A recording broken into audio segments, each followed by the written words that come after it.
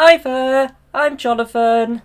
Welcome to my channel, Jonathan's Diamond Painting and Stuff. If you're new here, welcome. And if you're coming back to me, welcome back. I'm so glad to have you here today.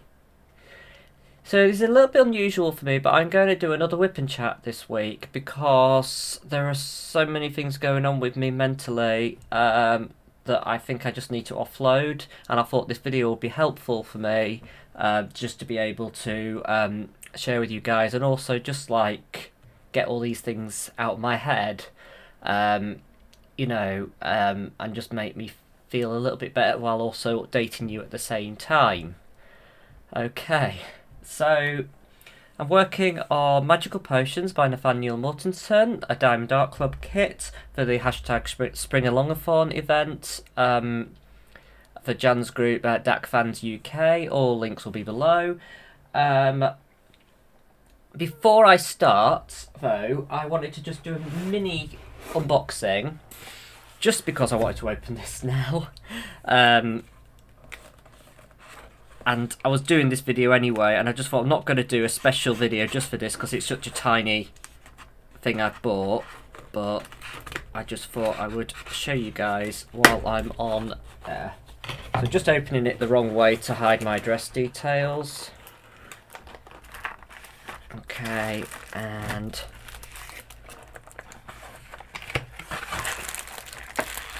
just bring it all there. There we go. So this is an A5 light board. Now, as you know, I'm going to Disney World on next Saturday. I thought, because my anxiety was on the rise recently, some of my subscribers recommended in my last Whip and Chat that I take some paint gems. So I have dutifully ordered some more paint gems. And I think I'll be taking the Tuscany edition with me. I've also ordered some small storage, the Art Dot Tic Tac like style storage. Yeah, so, but I thought I want to order a small light board to go with it. And I was really... You're spoiled for choice because so many people are selling really cheap light boards. So I wasn't sure which one to go for. Now, this one was a little bit unusual. There are some lovely stickers there. But unusual round ones. Let's see.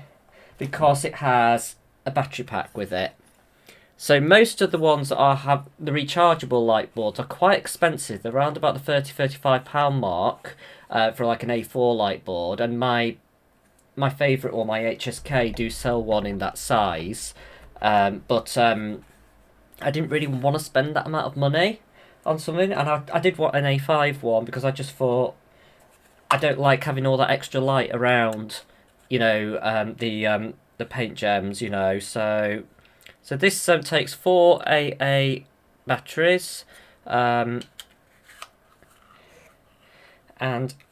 there's a USB thing there, so you can connect this, or you can connect the USB to the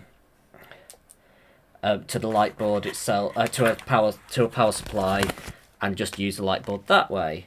It comes with quite a cheap pencil case sort of style thing, I guess, to store it in if you're going travelling, which has like a little netting, so you can have a light board one side and other stuff on the other, I guess. And then just a very basic toolkit set with some multi-places, but they're very wide multi-places. I think there are some tweezers in there as well, but I'll get all them out in a minute. And then it has some basic storage, which I don't think would be very useful, to be honest, but yeah. Okay, I will put all the links below for what this is. Oh god, they even have an A6 one apparently in this size. Oh well.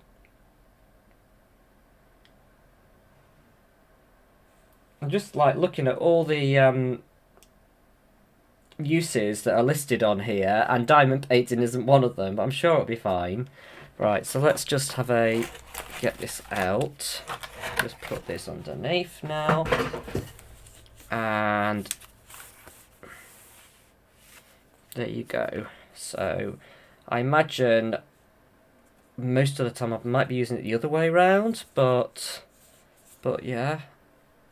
So I'm just finding where the power supply, so it's actually a micro USB, an old style USB. So just getting this cable. Now I have actually got a power supply unit on my desk here because I have so many USB devices that I need to use. So I'm just going to plug that in there. And then plug this in here.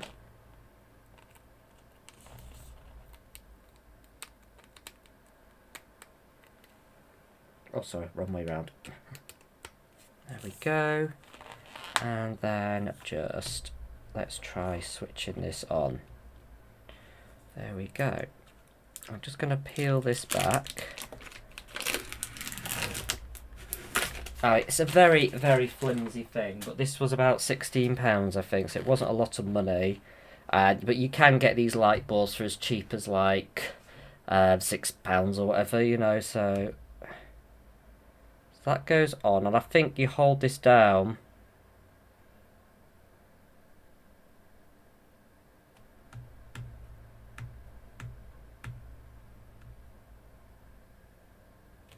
Just a second, let's see. What does it say? Sorry, read the instructions, Jonathan. Okay, so, there we go. So you just hold it until it gets to like the brightness you want. It's not terribly bright, but it is very, very tiny, so I'm just gonna get a paint gem just to see. So this is the Rainbow Edition, which I've shown you before. I'd never unboxed this one, I don't think, because I just didn't have the time. But if I have time before I go away, I will try and unbox the Tuscany edition, which I'll probably be taking with me. But if I don't, sorry. There we go. Oh, and those symbols are nice and clear. Like, just to give contrast. Let me just move this across a little bit. So if I put this over there, that is much darker. You can see. I hope you can see the difference. But yeah, that's clear enough for me. That's perfect. And I could have it either that way or probably that way. But yeah, that's perfect. I like that. Yeah, so nice little purchase there. Just nice and portable. And like I said, at some point I might want to design a little case for the paint gems. You know, so you've got everything, all slots for your pens, your wax, putty, or whatever you use. Yeah. But I'll test the batteries thing later. I just let you know that all works. But I'm just going to turn this off for now. I'm just going to unplug it. There we go. And I'll just put it back in its protective sleeve for now. But yeah, that's perfectly serviceable, as I often say. Right, just put that behind there so it doesn't get damaged. Right, just very quickly go through the tools.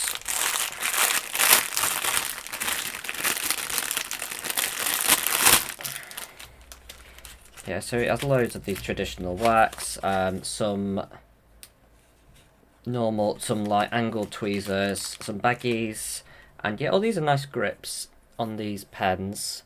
So yeah, but they're very wide. But oh, actually, oh, not seen these before. You've got multi-placers at a slight angle. Yeah, so if you want to do it like that. But these are far too wide for me though, I just won't get on with them, so I'll probably destash these.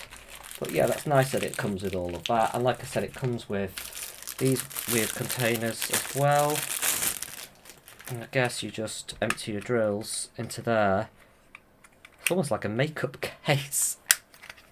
Not seen these before, but no, I don't like storage all in the same container. I like to be able to have separate containers for it, so probably won't be using those, but I'm going to put all these aside for now. And just put my paint gems away, and we'll get on to the theme of this video.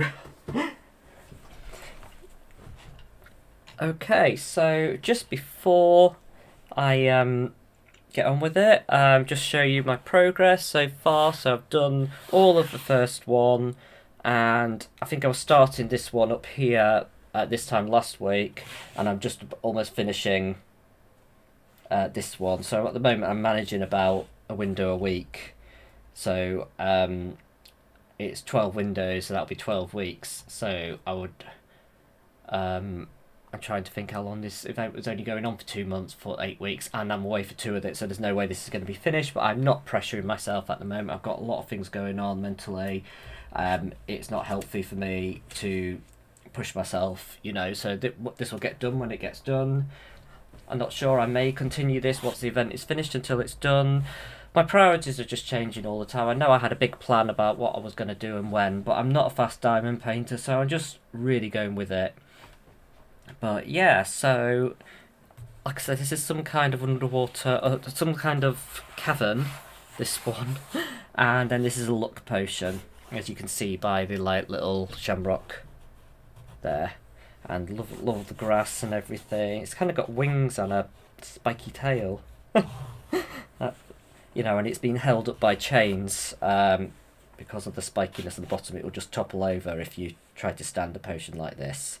So that's quite cool, and I've just got this tiny square left here, which hopefully I'll finish now, but you never know, you know, when I chat too much, you know, so yeah, but anyway, but yeah, so really loving this.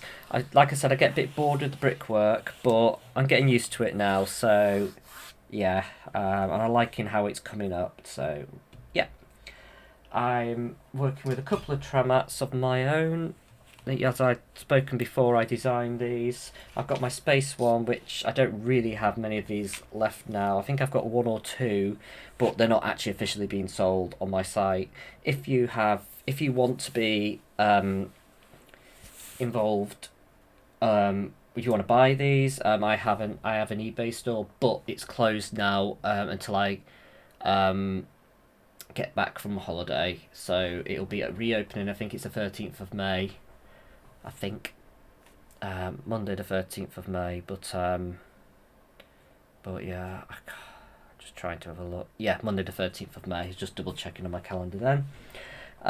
Sorry, just let me turn this light board on. Right, I'm just going to zoom you in. I've got the camera in a different position this week just because, you know, I didn't have it in a best angle, and you saw a bit too much of my hair last week. So I think, as I mentioned last time, I have been struggling a bit with my mental health recently. I've not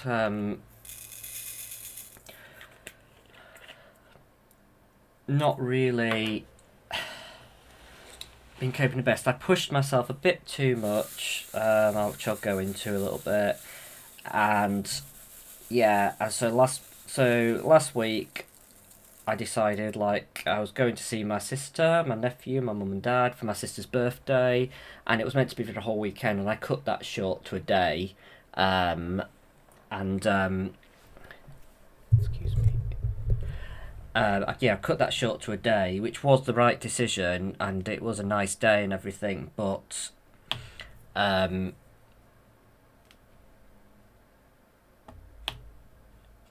still been struggling mentally. I guess everything came to a head on Tuesday night. I was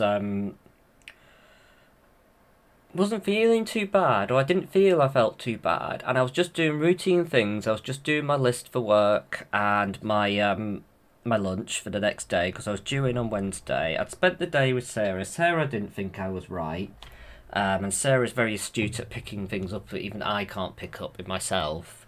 And yeah, she said she felt, "Are you anxious or something?" And I did say, "Well," I said, "I've got that feeling that it's work in the morning and stuff, like kind of a Sunday night feeling but that's my Sunday night." But I said it's okay. I said I'm fine, and everything. And then yeah, but then and I think I was really tired as well, and I've been struggling recently to get through a day without having my afternoon nap in the afternoon, and it doesn't help. And then and I think I needed to take Sarah home. So after I did that, I had my nap, and it was just when I was getting all my stuff ready for work the next day that I just felt really, really overwhelmed, and I just could not put my finger on it. It was the weirdest sensation, and I just couldn't cope. I just felt I had a wave came over me. My chest felt tight, and I was just not right, and I couldn't focus on anything, and didn't really know what was important, what wasn't, and I was really struggling. And I think I called Sarah, and yeah, she said it was a panic attack. And multiple people, when I've described the symptoms, said that's what it was. And then I wasn't really sure whether I could go into work the next day. And then the longer I went, the more certain I was that I wasn't going to be able to cope. Even diamond painting didn't help. I was really struggling to focus on a diamond paint or even enjoy it. And yeah, and yeah. So I think I tried to watch like some bit of a bit of a supernatural with diamond painting, but it just wasn't working for me. And so I decided to give up, and I had a bath. I thought, well, a bath relaxes you, and even while I was in the bath, I just felt trapped, inside myself, and I felt my chest going quite tight even in the bath. And before the bath, I'd been chatting to Sarah up here before I tried to have the time on my own to diamond paint, and then I was checking my pulse, which it wasn't too bad. It was like 80 something, but I've been 80 or 90, but I've been sat still doing nothing for ages, and I just felt really wound up. I mean, Sarah was teaching me the breathing technique, the 4-7-8 breathing technique, which, if you don't know what that is a special technique where you breathe in for 4 seconds, you hold it for 7 seconds. Well, you count. It's a counting technique. So you breathe in for count of 4. So 1, 2, 3, 4. Then you would hold it for 1, 2, 3, 4, 5, 6, 7, and then you'd let it out slowly on the count of 8. So 1, 2, 3, 4, 5, 6, 7, 8, and that is supposed to slow your pulse rate down, calm you down, and just give you that focus on your breathing. Yeah, and it does work. I've done it at night when I'm laying in bed, really worried and can't, I'm very overwhelmed and can't sleep. I did it in the bath then because it was happening in the bath, and I was just getting really overworked and really stressed out, and, I just struggling to cope. Yeah, so, yeah, it was not a nice experience, and I think that's the first time I've ever had a panic attack, really, because I've never felt that way before at all. So I went to bed trying to sleep, and I think I did get to sleep eventually, but I think I woke up several times overnight, and yeah, I decided there's no way I could go in the next day, so I phoned in work. I'd already messaged my boss, who was really, really supportive the night before, telling me, I just have to do what's best for me, not worry about anything else. So, yeah, he was very, very there for me, and that felt really lovely, that I could open up to him and not feel, like pressured to be in work or anything. And yeah, but yeah, and then so the next day I phoned in, and yeah, duty nurse was really nice as well. No problems there. And I said I was on Wednesday, Thursday, Friday, my routine shifts, but I was meant to be in on Sunday this weekend.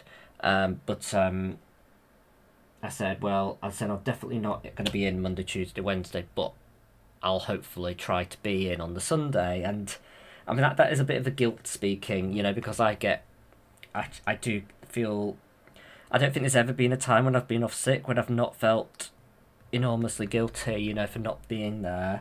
And I always feel like I'm faking it, or I'm not actually as ill as I am.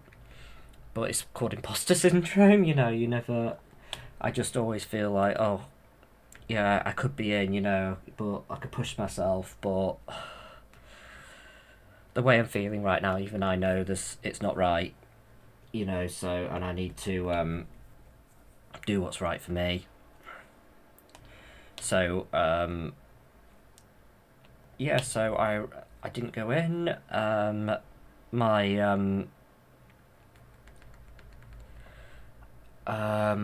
What was I gonna say? Trying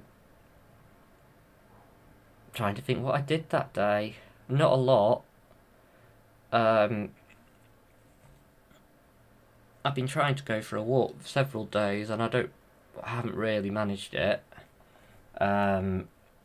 Which I should, because it makes me feel good, but I've just been so overwhelmed.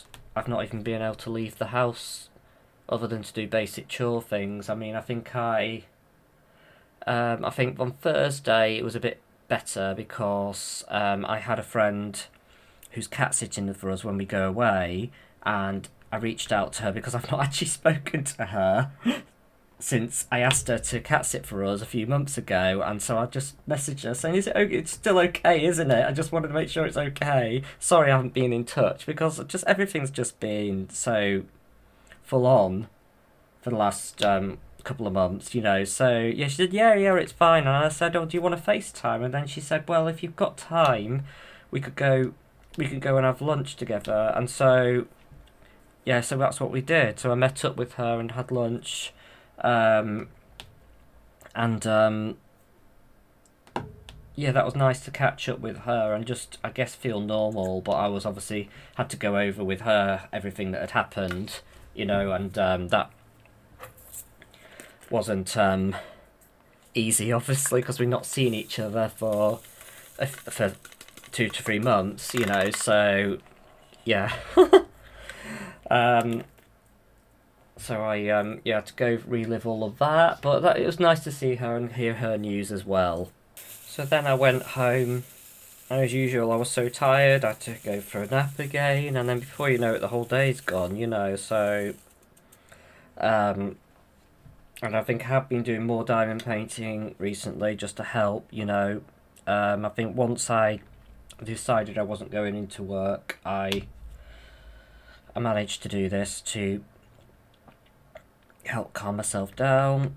And I think on the Wednesday, I was supposed to have my counselling anyway, so obviously I went for that, and that was that was very helpful. Yeah, I mean, I'd reduced my counselling down to once a month, because it's weird, because the last time I had counselling, everything was going really well. I was like, I'd started the business venture, with the tramats and everything with Sarah, and I'd really, really got into that. I was really happy at work. I was looking forward to going to work at times. Yeah, so I was in a really positive place. So it's quite gutting that this has happened, to be honest. And what was I gonna say? Yeah, so I was just discussing it all with her, and we were going over everything about how I know that I got my work-life balance totally wrong. You know, and that's part of what has caused this, I think. But I think I just felt that everything had gone back to normal, and I can do this, I can do that, I can do the other, and we had the 2 giveaways for the venture, you know, so I was really excited about them, and yeah, but obviously I worked myself probably a bit too hard, you know, with those to get all that done and everything. I've been trying to do a new design every week, which I have cut back on about 2 or 3 weeks back, knowing that it just wasn't realistic. And yeah, so it's just, I think, even though I loved making things and I loved selling things, I loved getting that positive affirmation from people, it was too much, you know, for me and for my mind and for my anxiety, and at some point it was going to break, I think, unfortunately, and it just showed me how I'm not right yet. I mean, it's not all my fault, really. Well, I'm being very blamey now. You know, trying to see if I could like prevented this from happening, but it's I mean, it's part of it's I feel what is my ADHD, which I'm still waiting to have diagnosed, but pretty certain I have. Just how many of these do I? Oh, just one left. It's just because I'm very, very compulsive in nature, so I have to, once I get into something, that's it. I'm really, really into it, and I struggle to do anything else, struggle to focus. I get so hyper focused on the one thing. It is a real challenge because I really struggle to enjoy anything other than the thing I'm hyper focused on. So, like when it was the tramats or the diamond painting, I would struggle to do anything else, and that obviously can be very overwhelming in itself. And I guess it's when you come down from that big high that you struggle. And no more of those, is there? No, so yeah, I'm really and I think what came out of my counselling was that everything I do, I try to get, it has to turn into something where I end up sharing it with other people, or I get the affirmation, you know, I get the positive sense from other people from what I've been doing. So, like for instance, the tramats I have to then sell, and then obviously I get the positive feeling when I've sold them. The what else? The diamond painting, I do the YouTube, you know, so I share it in that way. And even though diamond painting is a bit of a double-edged sword to me because it is really positive for me personally, I really enjoy it, and I enjoy it doing it on my own in my own space. Listening to an audiobook or watching a TV show while I'm doing it in my own space up here in my craft room in my own little world. So, but on the other hand, there's this pressure to do a video, you know, to get the positive feedback from the video, and if you don't get the positive feedback, then it's not, you know, you can get a bit down about that sometimes. I try not to now, and I'm quite good at, you know, not feeling too bad if a video doesn't get the numbers and everything, because at the end of the day I have a really good core base. My Facebook group is growing all the time, and I love the engagement I get on that. But yeah, it's another thing. And then even my novel, I've countless people I know have read that now, you know, and fed back to me. So there's so many things, and when I thought about it, the only thing really that I've done that I haven't shared with other people really is my gaming. So that is pretty much the only thing that is just for me. So I did really try to get back into Final Fantasy VII Rebirth, the new Final Fantasy game that's come out recently. because I was really struggling with that. I was struggling to. Well, actually, I reached out to my sister because my sister's much more of a gamer than I am nowadays. It wasn't always that way, but since I've got into diamond painting and my crafts, she is the she is the much more professional gamer than me. She does it. That is her main hobby, and she loves it. And I really respect her. You know, she plays lots of different Japanese role playing games. You know, and yeah, it's it's a very positive thing. So I was chatting to her about my difficulties, you know, which was quite good because she had some suggestions for me and what things I could do to make things easier. Like I hadn't realised about certain fighting tutorials to make the battles a bit easier to do. You know, once I knew all the mechanics and everything, I hadn't realised that was there. And yeah, so I did that. That made that a lot easier. It was a really hard battle where I kept getting turned into a toad. Where I was saying to my sister, "How do you stop getting turned into a toad?" And she's just roll out the way. And I was like, "Oh yeah, that's so simple, isn't it?" It's just... But for some reason, my head just couldn't get, you know, get around that, you know. And since then, I've done that fight. I'm a bit further along. I'm enjoying it, and so yeah, I am enjoying having a little bit of time on that as well, and not everything being the diamond painting, you know. So I think that's been good for me. So yeah, sorry, I dropped. Where did that do? Oh, it doesn't matter. So yeah, I'm hoping to get a bit further. Oh, we've got a couple of rogue round drills in this one. Oh, a purple and a white. How weird. Oh well. I need 4 of these anyway. Yeah, so I'm enjoying, you know, getting into the gaming again, you know, and hopefully, you know, I'll get further in that game and I'll feel a bit more compelled to play the more I play of it, because I'm right at the beginning of the game, and you all know when you're starting things, you know, it's not as enjoyable as once you get going, you know, and so I'm looking forward to getting into that more now. I'm giving myself that time and space to do that. Yeah. So I've been. So after all that happened with the panic attack and everything, I reached out to a few of my friends and I could get some suggestions that I really need to, you know, go to the GP and see what else can be done. And I mean, one thing that I'd kind of ignored, and that was that, um, I did have a few low days in the last month or so, you know, and I just didn't really think anything of it, you know, just had the odd low day, and then, and I know everyone gets low days and everything, but maybe I should have done something about that, and, but I think everything was going well at work, I was enjoying work, you know, so I guess I didn't think that there was anything wrong, and,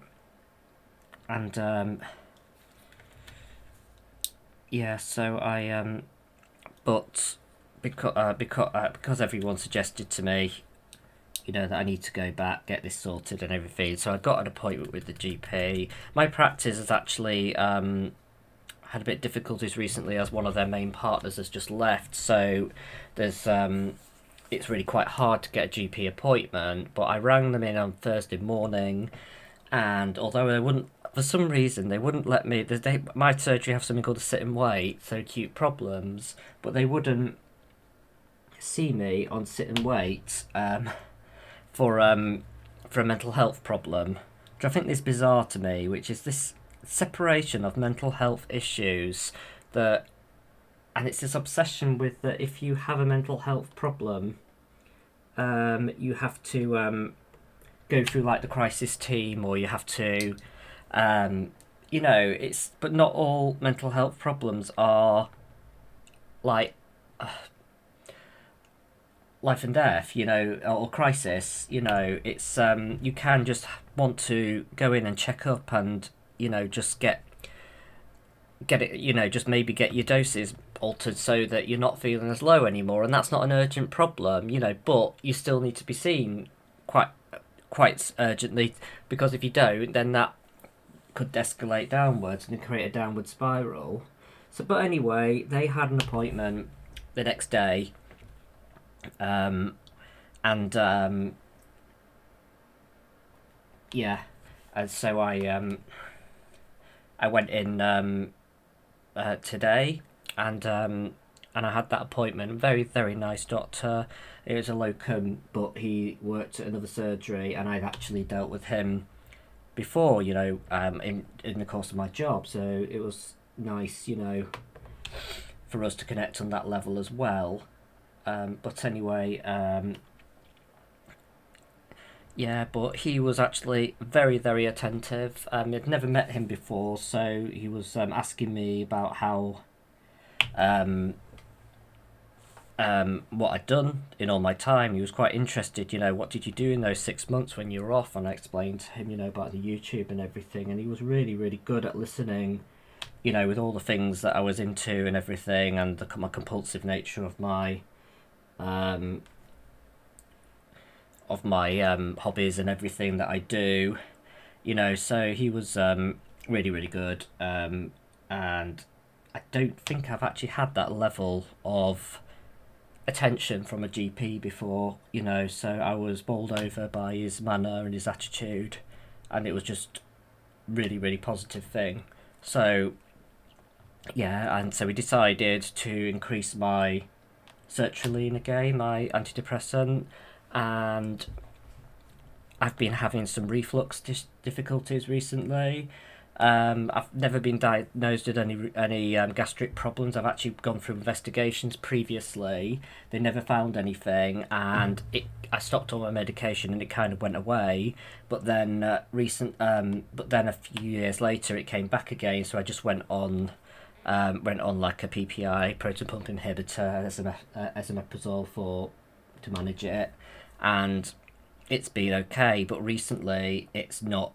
It's flared up again, and we think it's probably to do with my anxiety, because I eat not too bad at all, you know. I mean, I know I like my cakes and I like my chocolate occasionally and stuff, but I don't feel I'm that bad, and I've been, you know, doing it for. I've been quite a stable diet for quite some time, so I just felt that something was amiss, but it probably is the anxiety. So anyway, we increased my esomeprazole, which is going, which I've had that dose for the last few weeks. But yeah, we've officially increased it for now, and hopefully once my mental health symptoms stabilise, so will my reflux, you know, because that was scaring me a bit, because I was thinking, oh my god, have I got something else going on with my gut now, you know, that I didn't know about before, you know. So I was just freaking out a little bit about that, and then that's obviously fuels the stress, and then you know, and I guess I'm a nurse as well, and I get so paranoid about if I've got something, you know, when you get symptoms like this. So yeah, so it's a relief to think that it's probably the anxiety that's causing all of this. Well, obviously I need to get it sorted. So oh yeah, and you also signed me off until I go away. I just didn't feel I was able to go back to work just yet. It gives me overwhelming anxiety, crippling anxiety, actually, just the thought of it, and I'm just so upset because I was doing so well, I was enjoying it, and yeah, and work was the one bit of my life at the moment that was okay, you know. So I'm just really gutted that, and I just don't want to take that step backwards too far, you know, because I don't want to do another phased return, and you know, and everything was fine, you know. So I'm really frustrated with how things have gone, but I think if I have the time off, go on my holiday, go to Disney World, and I'm going to resume to that, and then I'm hoping that I will be able to return to work when I get back, you know, and feel refreshed and everything. And then the dose will have been in my system for a few weeks by then, you know. So I'm just trying to be pragmatic about it and just prepare myself the best I can to get back. So that's that. And so I'm off now until I go away, you know. Not that I really wanted to be, but it is what it is, you know, so. But positive things, I've been waiting for this holiday since before COVID. I've not been to Disney since before COVID. I'm taking my mum and dad. I'm really looking forward to it, and I'm not going to let the fact that I've had a blip, you know, with work, not going into work, ruin it for me, you know. I needed to do this. There was absolutely no way I could have gone back in the state that I was in, and like I keep saying, it's just really important to keep talking about mental health, you know, to avoid it becoming a stigma, you know, or it's already a stigma, isn't it? But, you know, I'm trying to do my very best to, you know, encourage others to just speak up and talk about it, you know. It's not a taboo thing. Anyone can talk about their mental health, you know, and, yeah. And if it will help, why not? You know, it's just, where's my thing? There we go. Important, really, for us all to speak up. To just make it so in 50 years' time, this sort of conversation is normal. You know, but, anyway. Right. So yeah, oh yes, sorry, I did say I was going to do this. So when I said I hadn't watched any films recently in the last Whip and Chat, I lied. I'd actually, as Dawn laughed at me and said, "You watched Damsel?" I was like, "Oh yeah." So I really enjoyed Damsel. As soon as I saw the trailer for it pop up on Netflix, I knew I wanted to watch it. It was a medieval fantasy film. It had dragons. It had Millie Bobby Brown, and it had a bit of a feminist angle. So I was really, really wanting to watch it. So I did persuade Alan eventually, which was no mean feat, you know, to watch it, because he doesn't like he doesn't like not feminist. Sorry, he doesn't like fantasy films really as much as I do. He watched some of them, but it's like we've still got that ongoing battle to get him to watch Lord of the Rings, which he said he will watch if Lord of the Rings Land comes to Bedford, you know, as part of the Universal land over here. But yeah, so that's still up in the air. But going back to Damsel, I really, really enjoyed it. I can't give too much away because it's a very unique film, but it follows the trope. It follows the trope of, you know, the virgin sort of being sacrificed to the dragon sort of thing, you know, but it kind of turns it on its head, and it is in a really positive way. I just thought it had really, really good message for women, you know, and yeah, I was bowled over by this film. It was just amazing. Everyone in it was incredible, but particularly Millie Bobby Brown really carried her role fantastically, you know. So yeah, but it's one of those films you can't say too much about because yeah, a lot of it is in watching it for the first time, you know. So, but I would highly, highly recommend it. If you like fantasy, if you like fantasy dragon films, then I would highly, highly recommend it. Another film I'd also recommend is, of course, I could be so stupid, John, if it was Dragon Slayer. And it's deeply fantasy, you know, and I love that one, you know. And yeah, but that's probably one of the original classic sort of dragon films, you know. Very, very good for the time. An 80s film, I think. But yeah, so really enjoying Supernatural still. I'm still on season 5. like about halfway through that season now, I think. And I've been trying to listen to more audiobooks recently. I recently finished Beyond the Wand, was it? By Draco Malfoy, by Tom Felton, who played Draco Malfoy in the Harry Potter films.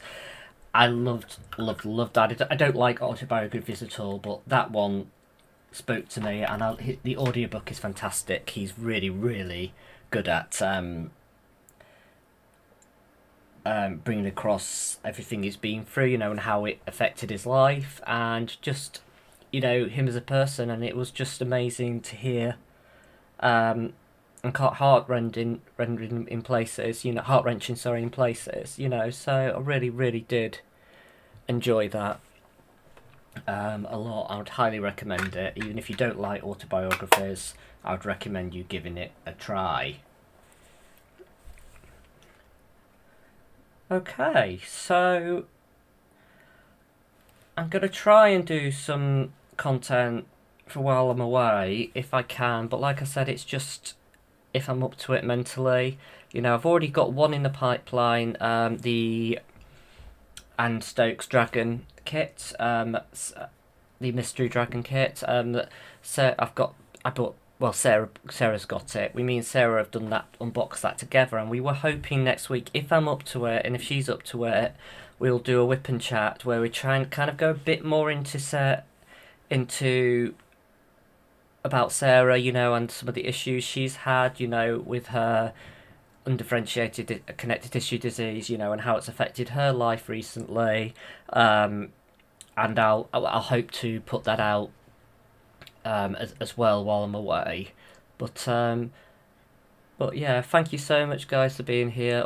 Every comment is really well received. If you really like my content, I'd appreciate you hitting the subscribe button and hitting the bell icon and clicking it all to get all the notifications.